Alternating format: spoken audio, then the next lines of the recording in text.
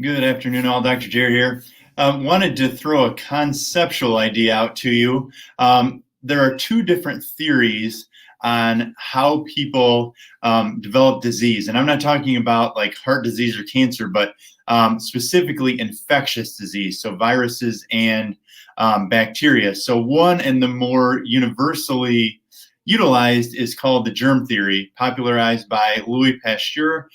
You may also be familiar with pasteurization, or the heating to kill bacteria in milk or water or whatever.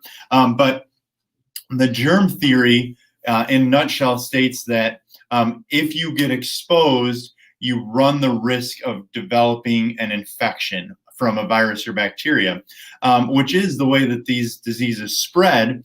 However, I would say famously, the Louis Pasteur actually endorsed it toward the end of his life, the terrain theory. And what the terrain theory points at is while there's chronically viruses and bacteria around you, it's the strength of the host that will determine the seriousness of the infection. And so for years, we've talked about when you think about the flu or colds, or there's got to be a reason one person gets it more severely or more frequently and another person doesn't.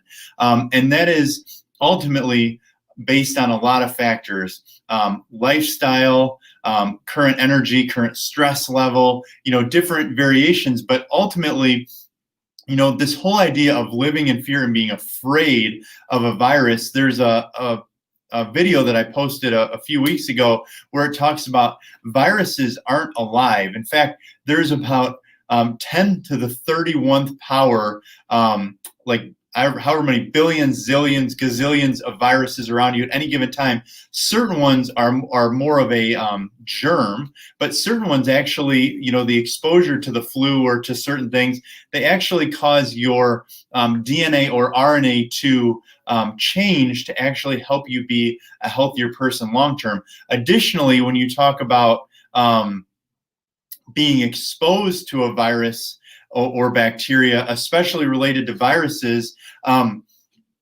you have antibodies that have memories that last months or years. You have T cells that have years to decades, and then you have B cells, which can remember a virus for at least 60 years. And this is why you don't actually catch the same virus or bacteria more than once. When you use the example of the flu, people get flus because of mutations in the strain. There's several different types of flu every year, and they mutate every roughly 3 to 6 months. So there's several different types the next year and the next year and the next year. That's why getting a flu or a cold or certain things like that can happen multiple times. But when you intervene, when you take an antibiotic or a vaccination or something like that, what actually happens is you shorten the length of time that your body has that same memory. So the best way to get long-term immunity is to actually be exposed to the virus or bacteria itself. Now, if you're severely immunocompromised, that might not be a great idea in the moment, but this whole idea of all people being afraid because of this germ theory concept, I would strongly encourage you to research in more detail this concept of the terrain theory and strengthen your body to be a less suitable host for any virus or bacteria that you come in contact with through this holiday and winter season, or really any time in your life. So terrain theory is the way to go, in my opinion, and I hope you feel the same way and feel empowered. Have a great day.